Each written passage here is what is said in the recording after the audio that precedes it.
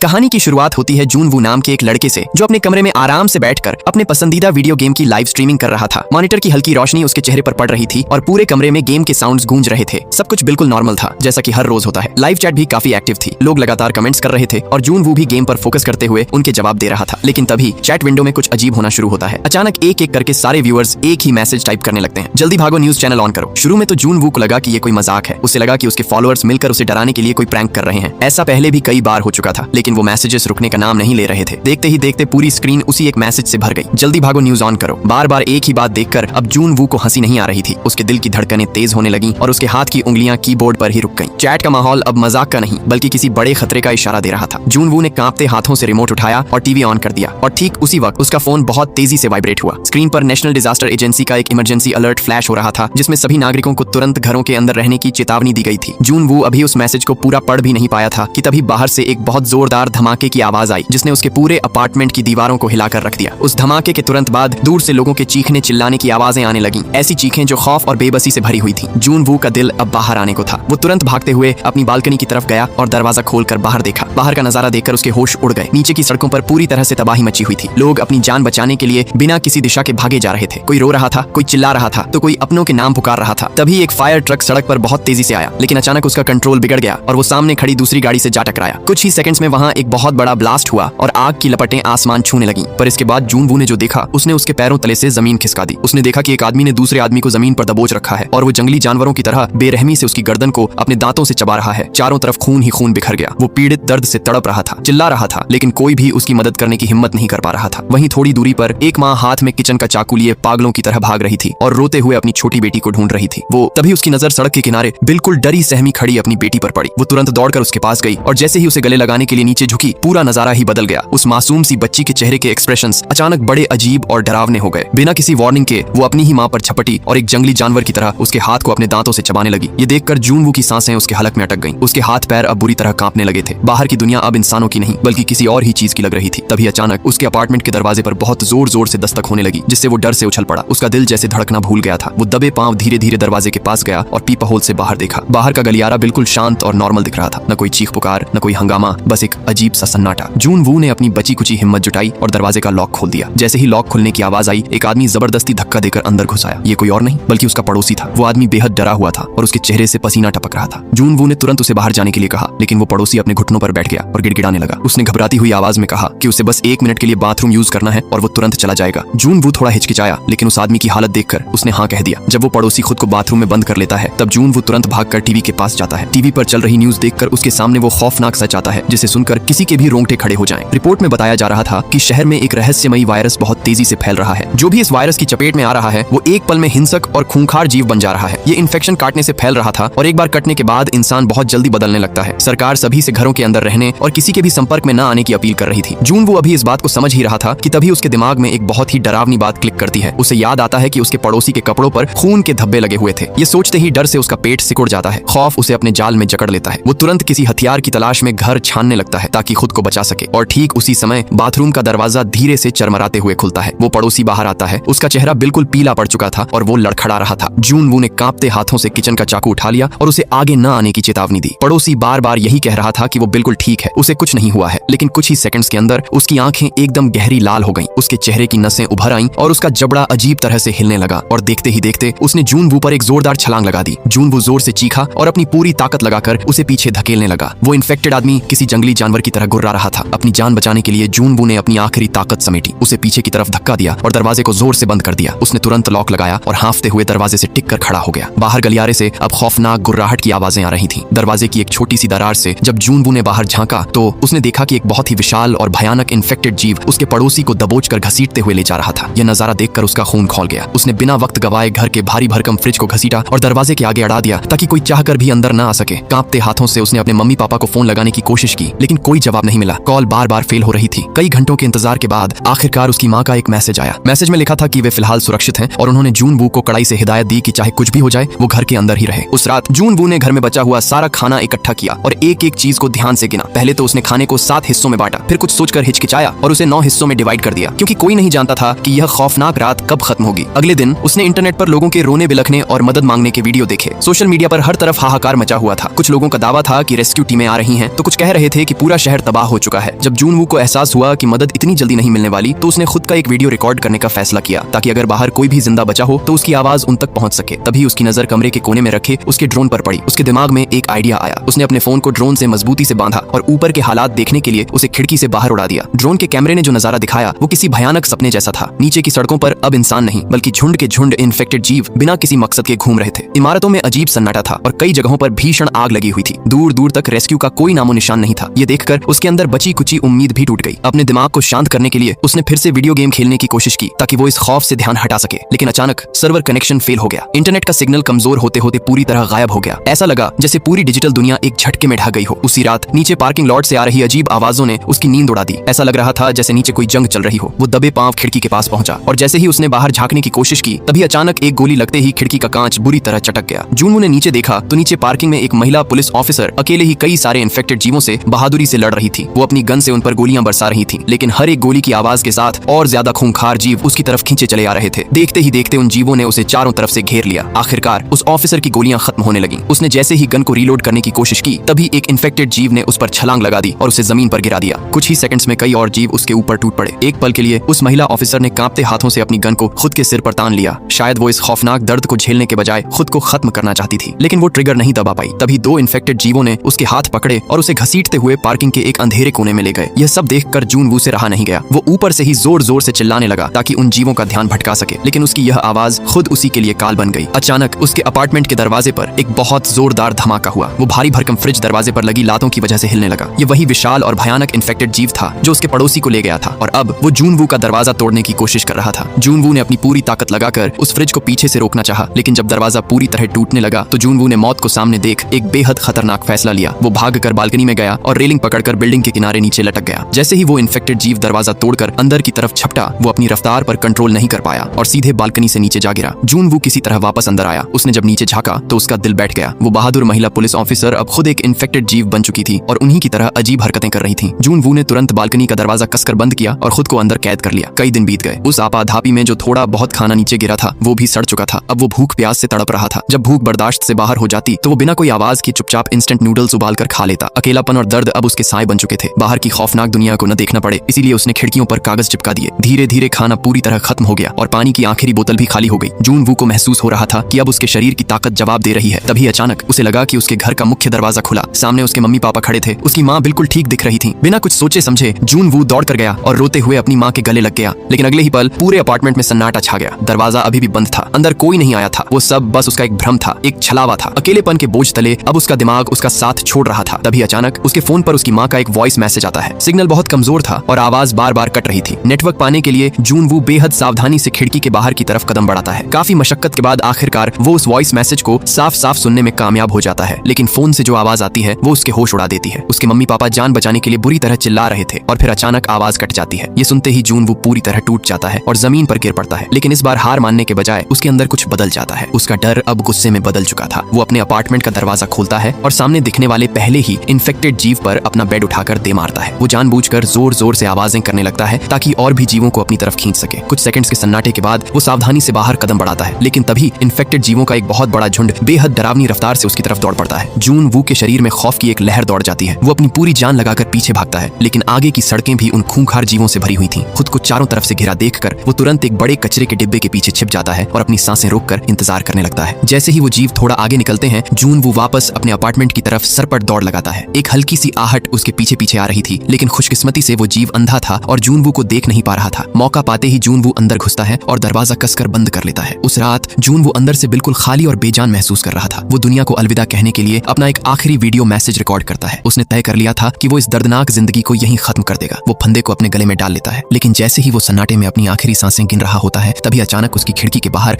एक चमकदार लाल रोशनी फ्लैश होती है। ये रोशनी ठीक सामने वाली बिल्डिंग से आ रही थी। उसी पल जूनवू को एहसास होता है कि इस पूरी तबाही में वो अकेला जिंदा इंसान नहीं है। वो तुरंत अपने गले से रस्सी हटाता है और उस रोशनी की तरफ देखता है। सामने वाली बिल्डिंग में एक युवा और खूबसूरत लड़की खड़ी थी। ये देखकर जूनवू का दिल खुशी से भर जाता है। वो मुस्कुराता है और उसकी तरफ हाथ हिलाता है। वो लड़की इशारों इशारों में समझाती है कि वो अगली सुबह ठीक 7 बजे उससे बात करेगी। इसके बाद दोनों अपने अपने कमरों में लौट जाते हैं। उस लड़की का नाम किम था। जब से यह वायरस फैला था वो भी बिल्कुल अकेली रह रही थी, लेकिन किम जूनवू से कहीं ज्यादा समझदार और चालाक थी। उसने अपने खाने को बहुत ही हिसाब से बचा कर रखा था और अपने पूरे अपार्टमेंट में जगह जगह जाल बिछा रखे थे ताकि अगर कोई झोंबी अंदर घुसे तो वो अपनी जान बचा सके। अगली सुबह सुबह दोनों इशारों के जरिए एक दूसरे को अपना इंट्रो देते हैं, लेकिन तब तक जून वू को बिना खाए पिए पूरा दिन बीत चुका था और उसकी कमजोरी उसके चेहरे पर साफ दिख रही थी। उसकी यह हालत देखकर किम फैसला करती है कि वो उस तक कुछ खाना पहुंचाएगी। उसका प्लान था कि वो एक गेंद से रस्सी बांधकर उसे सामने वाली बिल्डिंग की तरफ फेंकेगी ताकि दोनों के बीच एक कनेक्शन बन सके। किम पूरी ताकत से गेंद फेंकती है, लेकिन वो दूरी का सही अंदाजा नहीं लगा पाती और वो गेंद बीच हवा में ही लटक कर रह गई। लेकिन जून वू तुरंत समझ गया कि किम क्या करने की कोशिश कर रही थी। उसने अपना दिमाग चलाया, अपना ड्रोन निकाला और उसकी मदद से रस्सी को खींचकर किम तक पहुंचा दिया। आखिरकार उनका यह जुगाड़ काम कर गया और दोनों के बीच एक कनेक्शन बन गया। थोड़ी ही देर में जून वू को किम का भेजा हुआ खाने का पैकेट मिल गया। कई दिनों के बाद उसने पेट भरकर खाना खाया और उसे सुकून मिला, लेकिन ये सुकून ज्यादा देर तक नहीं टिकने वाला था। दरअसल नीचे घूम रहे एक झोंबी फायर फाइटर की नजर उस लटकती हुई रस्सी पर पड़ गई थी। जून वू ने तुरंत किम को इशारा करके वार्निंग दी। किम अभी रस्सी को खोलने ही वाली थी कि तभी नीचे से उस झोंबी ने पूरी ताकत से रस्सी को खींच दिया। उस अचानक लगे झटके की वजह से कमरे की टेबल किम के ऊपर गिर गई और वो बेहोश हो गई। सबसे डरावनी बात तो ये थी कि ये झोंबी न सिर्फ ताकतवर था, बल्कि उसके पास सोचने समझने की थोड़ी बहुत क्षमता भी थी। उसने दीवार पकड़कर किम के अपार्टमेंट की तरफ ऊपर चढ़ना शुरू कर दिया। जून वू ने उसका ध्यान भटकाने के लिए अपनी खिड़की से एक बोतल भी फेंकी, लेकिन उस खूंखार जीव पर इसका कोई असर नहीं हुआ। वो लगातार ऊपर चढ़ता जा रहा था। उसे रोकने की आखिरी कोशिश में जून वू ने अपना ड्रोन दोबारा उड़ाया। शुरू में तो ड्रोन ने झोंबी को थोड़ा परेशान किया, लेकिन अगले ही पल उस झोंबी ने हवा में ही ड्रोन पर ऐसा जोरदार हाथ मारा कि ड्रोन टूटकर नीचे जा गिरा। अब मौत किम के बिल्कुल करीब थी। जैसे ही वो झोंबी खिड़की से किम के कमरे में घुसने वाला था, तभी एन वक्त पर किम को होश आ गया और उसने अपनी सूझबूझ से उस झोंबी को वहीं ढेर कर दिया। इस घटना के बाद किम ने अपने दूरबीन से आसपास की बिल्डिंग्स का मुआयना किया और उसे एक बहुत ही जरूरी बात पता चली। उसने देखा कि पास की एक बिल्डिंग के 8वें फ्लोर पर एक भी झोंबी मौजूद नहीं था। वक्त बहुत तेजी से भाग रहा था और उनका खाना अब फिर से खत्म होने की कगार पर था। अगर उन्हें जिंदा रहना था तो अब घर में दुबके रहने से काम नहीं चलने वाला था। उन्हें बाहर निकलना ही था। उस रात जून वू ने अपने पैरों पर तौलिए लपेट लिए ताकि चलते वक्त बिल्कुल भी आवाज न हो। उसने अपना बेसबॉल बैट उठाया और धीरे से दरवाजा खोला। बाहर गलियारे में एक पड़ोसी की लाश के पास उसे चाबियों का एक गुच्छा मिला। उन चाबियों का इस्तेमाल करके उसने पास के एक अपार्टमेंट का लॉक खोल दिया। जैसे ही उसने अंदर कदम रखा, उसने देखा कि बेड पर एक आदमी लेटा हुआ है। खतरा भांपने के लिए जून वू ने पास पड़ा एक जूता उठाया और पूरी ताकत से उस आदमी की तरफ फेंका। वहाँ कोई हलचल नहीं हुई। कुछ सेकंड्स इंतजार करने के बाद उसने चैन की सांस ली और कमरे की तलाशी लेने लगा। उसने जैसे ही फ्रिज खोला, अंदर से आ रही सड़न की बदबू ने उसे पीछे हटने पर मजबूर कर दिया। लेकिन अच्छी बात यह थी कि फ्रिज में अभी भी कुछ डिब्बा बंद खाना और सील बंद ड्रिंक्स थीं, जो बिल्कुल सुरक्षित थीं। उसने काम की सारी चीजें अपने बैग में डाली और आगे बढ़ा। वहाँ उसे कुछ और खाने के कैंस और 2 वॉकी टॉकी मिल गए, लेकिन बाहर निकलते वक्त उससे एक बड़ी चूक हो गई। उत्सुकता में वो लाश को करीब से देखने के लिए थोड़ा ज्यादा झुक गया। तभी अचानक एक इन्फेक्टेड जीव ने पीछे से उस पर हमला कर दिया। बिना एक सेकंड गवाए जून वू ने फुर्ती दिखाई और पास पड़ी उसी लाश को ढाल बनाकर उस हमले को रोक दिया। उसके इस क्विक डिसीजन ने उसकी जान बचा ली। वो अपनी पूरी ताकत से गलियारे की तरफ भागा। वो भागकर अपने अपार्टमेंट के अंदर घुसा और दरवाजा जोर से बंद कर दिया। उस रात कई दिनों के बाद उसने शांति से खाना खाया। पेट भरने के बाद उसने समझदारी दिखाई और बचे हुए सामान में से आधा खाना और एक वॉकी टॉकी एक बॉक्स में रखा और रस्सी के जरिए उसे किम की बिल्डिंग की तरफ भेज दिया। अगली सुबह वॉकी टॉकी से एक आवाज गूंजी। वो किम थी जो उसे शुक्रिया कह रही थी। इतने दिनों के बाद किसी इंसान की आवाज सुनना जून वू के लिए बेहद भावुक कर देने वाला पल था। उसकी आंखों में आंसू थे। उस दिन के बाद से दोनों रोज वॉकी टॉकी पर बातें करने लगे। इस सुनसान और खौफनाक दुनिया में उनकी ये दोस्ती ही अब उनका इकलौता सहारा बन चुकी थी। लेकिन एक दिन जब वे हमेशा की तरह नॉर्मल बातचीत कर रहे थे, तभी उन्हें एक अजीब सी आवाज सुनाई दी। ऐसा लगा जैसे बाहर बहुत तेज बारिश हो रही हो। जून वू पानी इकट्ठा करने के लिए तुरंत खिड़की की तरफ भागा, लेकिन जैसे ही उसने खिड़की खोली, उसके होश उड़ गए। वो बारिश नहीं थी, वो सैकड़ों झोंबी के दौड़ने की आवाज थी। किसी अनजान वजह से अचानक सारे के सारे झोंबी बेहद आक्रामक हो चुके थे और पागलों की तरह बिल्डिंग्स की तरफ ही भागे आ रहे थे। जून वू और किम ने तुरंत खुद को फर्श पर बिल्कुल सीधा लिटा लिया, क्योंकि इस वक्त एक छोटी सी आहट भी उनकी मौत का कारण बन सकती थी। किम ने घबराहट में अपना हथियार उठाना चाहा, लेकिन तभी उसका हाथ लगने से एक शेल्फ नीचे गिर गया। उस आवाज को सुनते ही कई खूंखार झोंबी किम के अपार्टमेंट की तरफ बढ़ने लगे। किम की सांसें तेज हो गईं। मौत उसके दरवाजे पर खड़ी थी। ठीक उसी नाजुक मोड़ पर जून वू ने वॉकी टॉकी पर किम से उसका अपार्टमेंट नंबर पूछा। जैसे ही झोंबी किम के दरवाजे के बिल्कुल करीब पहुंचे, तभी अचानक पड़ोस वाले फ्लैट में एक फोन बजने लगा। फोन की घंटी सुनते ही सारे झोंबी तुरंत उस तरफ मुड़ गए। दरअसल ये जून वू का मास्टरमाइंड दिमाग था, जिसने झोंबी का ध्यान भटकाने के लिए पड़ोसी के नंबर पर कॉल कर दिया था। उसकी इस सूझबूझ ने एक बार फिर किम की जान बचा ली, लेकिन अब हालात बद से बदतर हो चुके थे। उनका फ्लोर पूरी तरह से असुरक्षित हो गया था और खाना भी खत्म होने की कगार पर था। अब वहाँ रुकना खुदकुशी करने जैसा था। इसलिए दोनों ने तय किया कि वे उसी बिल्डिंग के 8वें फ्लोर पर जाएंगे, जहाँ किम ने दूरबीन से देखा था कि एक भी झोंबी नहीं है। उन्होंने तुरंत अपना सामान पैक किया और रस्सी को कसकर बांधा। जून वू ने कहा कि पहले वो नीचे जाएगा, लेकिन किम ने बिना किसी हिचकिचाहट के खुद पहले नीचे छलांग लगा दी। पर जैसे ही वो नीचे जमीन पर उतरी, हर तरफ से झोंबी उसकी तरफ बढ़ने लगे। किम ने गजब की फुर्ती दिखाई और अपने हथियार से उन्हें मारते हुए रास्ता बनाने लगी। ऊपर से ये सब देख रहे जून वू की सांसें अटकी हुई थीं। तभी अचानक एक झोंबी ने किम को जमीन पर पटक दिया। ठीक उसी पल जून वू नीचे पहुंचा। उसने पूरी ताकत से उस इन्फेक्टेड जीव को पीछे धकेला और किम को खींचते हुए सीढ़ियों की तरफ भागा। जैसे ही वे नई बिल्डिंग के अंदर घुसे, उन्होंने कांच का दरवाजा बंद कर दिया, लेकिन वो दरवाजा ज्यादा देर नहीं टिकने वाला था, इसलिए वे तुरंत भागकर लिफ्ट के अंदर घुस गए। खुशकिस्मती से लिफ्ट का बैकअप पावर काम कर रहा था। वे सीधे 8वें फ्लोर पर पहुंचे, जहां सचमुच अजीब सा सन्नाटा था। वे खुद को सुरक्षित करने के लिए एक एक करके फ्लैट्स के दरवाजे चेक करने लगे ताकि कोई सेफ रूम मिल सके। लेकिन तभी अचानक उस सुनसान गलियारे में एक अकेला झोंबी उनके सामने आ गया। उस सुनसान गलियारे में एक अकेला झोंबी सामने खड़ा था। उसे देखकर जून वू अपने बेसबॉल बैट से हमला करने के लिए तैयार हो गया, लेकिन तभी अचानक सीढ़ियों की तरफ से झोंबी का एक बहुत बड़ा झुंड उनकी तरफ लपका। हालात पल भर में बेहद नाजुक हो गए। किम पागलों की तरह एक एक करके फ्लैट्स के दरवाजे खोलने की कोशिश करने लगी, जबकि जून वू ने अपनी जान पर खेलकर वहां लगा एक भारी गेट तोड़ा और उसे झोंबी के रास्ते में अड़ा दिया ताकि उन्हें कुछ सेकंड्स का वक्त मिल सके। इसी आपाधापी के बीच अचानक एक फ्लैट का दरवाजा खुलता है और अंदर से एक हाथ किम को खींच लेता है। अगले ही पल गलियारे में एक स्मोक ग्रेनेड आकर गिरता है, जिससे चारों तरफ धुंध छा जाती है। तभी एक रहस्यमयी आदमी धुएं के बीच से प्रकट होता है और जून वू को भी खींचकर अंदर ले लेता है। दरवाजा बंद होते ही कुछ समय के लिए दोनों की जान में जान आती है, लेकिन किम अभी भी पूरी तरह अलर्ट थी, क्योंकि उसे अच्छे से याद था कि दूरबीन से देखने पर यह पूरा फ्लोर खाली नजर आया था। उस अनजान आदमी ने बड़े शांत चेहरे के साथ उन दोनों को पीने के लिए पानी दिया। कमरे में कुछ पलों के लिए गहरा सन्नाटा छा गया। दोनों अभी भी बुरी तरह डरे हुए थे। उस आदमी ने बहुत ही धीमी और हमदर्दी भरी आवाज में कहा कि वो उनके हालात को अच्छी तरह समझता है। ये कहकर उसने पानी का ग्लास एक घूंट में खाली कर दिया। उसका भरोसा पाकर किम और जून वू ने भी धीरे धीरे पानी की चुस्कियां लेनी शुरू की। पहली नजर में वो आदमी बिल्कुल सीधा साधा और एक आम सर्वाइवर लग रहा था। इसके बाद उसने उन दोनों के सामने कुछ खाना लाकर रख दिया। कई दिनों से भूखे प्यासे जून वू और किम बिना सोचे समझे पागलों की तरह खाना खाने लगे। वो आदमी उन्हें देखकर हल्के से मुस्कुराया और बोला, आराम से खाओ, कोई जल्दी नहीं है। उसने आगे बताया कि रेडियो पर न्यूज आई है कि एक बहुत बड़ी रेस्क्यू टीम शहर की तरफ बढ़ रही है। ये सुनते ही उन दोनों के मुरझाए चेहरों पर उम्मीद की एक नई किरण जाग उठी। उनकी आंखें चमकने लगी। लेकिन तभी किम को कुछ अजीब सा महसूस हुआ। उसकी नजर दीवार पर टंगी कुछ फैमिली फोटोज पर पड़ी। उन तस्वीरों में दिख रहे लोगों का चेहरा उस आदमी से बिल्कुल भी नहीं मिल रहा था। किम अभी उससे कुछ पूछ पाती कि तभी अचानक जून वू बेहोश होकर जमीन पर गिर पड़ा। अगले ही पल किम के सामने भी अंधेरा छाने लगा। उसका सिर चकराया और वो भी फर्श पर आ गिरी। बिना एक पल गवाए उस हैवान आदमी ने किम को घसीटा और घर के पिछले हिस्से के एक अंधेरे कमरे में ले गया। जब किम को होश आया तो उसने खुद को एक कुर्सी के पास पाया और उसके ठीक सामने एक महिला झोंबी रस्सियों से बंधी हुई थी। ये देखकर किम का खून खौल गया। दरअसल वो महिला झोंबी कोई और नहीं बल्कि उस आदमी की पत्नी थी, जिससे वो पागलों की तरह प्यार करता था। इन्फेक्टेड होने के बाद भी उसने अपनी पत्नी को नहीं मारा था। वो अपनी पत्नी को भूख से तड़पता हुआ नहीं देख सकता था, इसलिए वो बाहर से जिंदा बचे हुए इंसानों को बहला फुसला कर लाता और अपनी पत्नी के आगे जिंदा परोस देता था। उस पूरे फ्लोर पर रहने वाले मासूम परिवार पहले ही उसकी पत्नी का शिकार बन चुके थे। वो आदमी कमरे के बाहर खड़ा था और उसने धीरे धीरे अपनी पत्नी को बांधने वाली रस्सी को ढीला करना शुरू कर दिया। किम डर के मारे पीछे हटने लगी और जोर जोर से चीखने लगी और ठीक उसी वक्त दूसरे कमरे में जून वू को भी होश आ गया। हालात की गंभीरता को समझते ही उसने घबराहट में पास पड़ी एक बंदूक उठाई और सीधे उस आदमी पर तान दी। लेकिन उस साइको आदमी के चेहरे पर जरा सा भी खौफ नहीं था। उसने बड़े ठंडे दिमाग से जून वू की आंखों में देखा और रस्सी को पूरी तरह से छोड़ दिया। जून वू उस रस्सी को दोबारा पकड़ने के लिए आगे झपटा, लेकिन उस झोंबी महिला की ताकत इंसानों से कहीं ज्यादा थी। रस्सी जून वू के हाथों से फिसल गई। वो अपनी जान बचाने के लिए दरवाजे की तरफ भागा, लेकिन दरवाजा बाहर से लॉक था। अगले ही पल कमरे के अंदर से एक रूह कपा देने वाली चीख सुनाई दी और फिर अचानक हर तरफ सन्नाटा छा गया। कुछ सेकंड्स के बाद उस आदमी ने धीरे से दरवाजा खोला, लेकिन जैसे ही दरवाजा खुला उसकी वो झोंबी पत्नी सीधे उसी के ऊपर झपट पड़ी और खूंखार तरीके से उसके गले को अपने दांतों से चबा लिया। दरअसल सच यह था कि किम ने कमरे के अंदर अपनी सूझबूझ से एक भारी तकिया उस झोंबी के चेहरे पर अड़ा दिया था, जिससे उसे बचने के लिए कुछ सेकंड्स का वक्त मिल गया। वो आदमी खून से लथपथ होने के बाद भी अपनी इन्फेक्टेड पत्नी को बाहों में जकड़े हुए था, जैसे वो मरते दम तक उसे खुद से अलग नहीं करना चाहता था। वो नजारे सचमुच देखने लायक नहीं था। अब उनके पास कोई और रास्ता नहीं बचा था, इसलिए किम ने बिना वक्त गवाए बंदूक का ट्रिगर दबा दिया। एक जोरदार धमाका हुआ और उस गोली ने उन दोनों को इस तबाही से हमेशा हमेशा के लिए आजाद कर दिया। लेकिन उस गोली की आवाज का अंजाम बहुत बुरा होने वाला था। बंदूक की आवाज सुनते ही पूरी बिल्डिंग के झोंबी पागलों की तरह उसी फ्लैट की तरफ दौड़ पड़े। अब हालात हाथ से निकल चुके थे। मौत उनके सामने खड़ी थी। किम और जून वू ने एक दूसरे की तरफ देखा और दोनों के चेहरों पर एक बेबसी भरी मुस्कान आ गई। वे समझ चुके थे कि शायद ये दुनिया में उनका आखिरी पल है। किम ने कांपते हाथों से वो गन जून वू की तरफ बढ़ाई